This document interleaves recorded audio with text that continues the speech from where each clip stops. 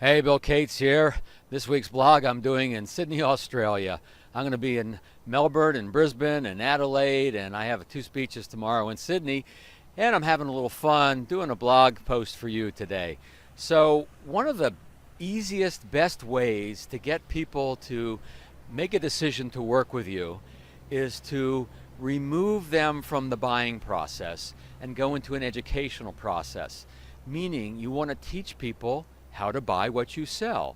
Now, maybe you don't like that word sell. I know some people don't like to think they're selling something. That's fine. Just teach them how to make the best decision for them.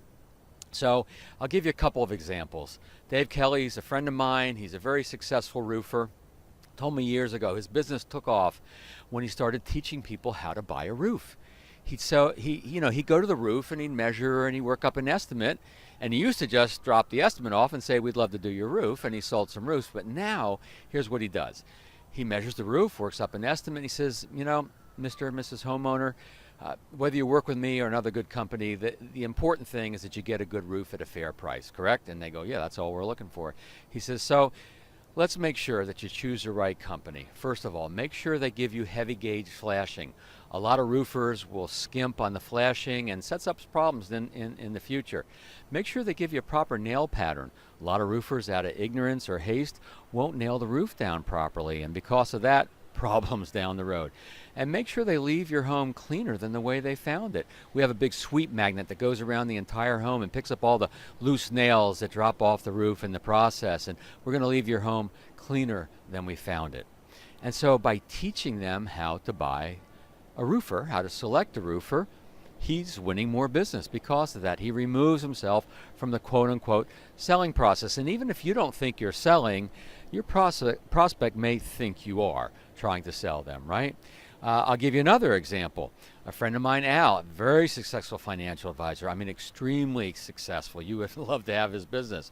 He has a forum that he shows to people, basically the questions that they should ask a potential financial advisor, right? Make sure whoever you sit with, whoever you interview, to see if they're the right match for you, ask them these questions and see what their answers are.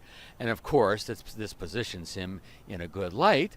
Sometimes they'll go to other folks and they'll ask those questions and then realize that Al is the guy. Sometimes they'll just say, well, Al, I really appreciate the way you're handling this, and we do trust you, and we would like you to help us with our finances. So Al does that in a very simple way, just with a sheet of paper. Sometimes he'll send it ahead of time. Sometimes he'll have it right there at the appointment, but he's educating them how to make the right decision. And when you do that, when you remove yourself from that perceived selling process, you will build trust. And it has to be authentic, of course. You can't be just doing this as a gimmick, as a trick, as a sales technique. You have to really believe this. And sometimes they'll go away and never come back, and sometimes they'll go away and come back because of the way you handle it. And a lot of times, that will be the decision maker right on the spot.